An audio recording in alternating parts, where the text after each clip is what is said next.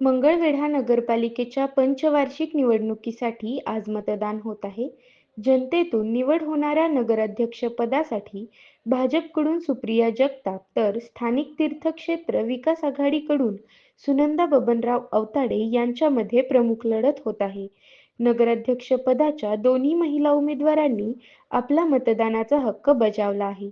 भाजपच्या विकास कामांच्या जोरावर आपला विजय निश्चित असल्याचा दावा सुप्रिया जगताप यांनी केला आहे.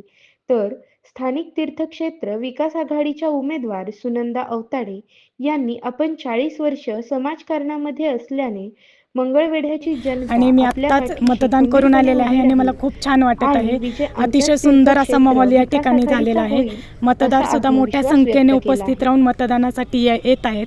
भारतीय जनता पार्टी आणि राष्ट्रवादी काँग्रेस पार्टीच्या केलेल्या विकास कामांच्या जोरावर आज भरपूर मोठ्या प्रमाणात आम्हाला मतदान होणार आहे आणि भारतीय जनता पार्टीचाच विजय असणार आहे आणि उद्याचा गुलाल सुद्धा आमचाच असणार आहे. आमदारांच्या चुलतीच तुमच्या प्रतिस्पर्धी उमेदवार आहेत, त्यामुळे काय कितपत आव्हान वाटते?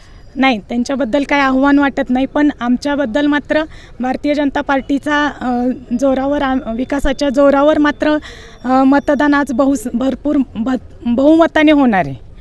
आमदार समाधान अवताडे यांनी प्रचार केला आहे, घरातले उमेदवार असून सुद्धा काय त्याचा परिणाम होईल का?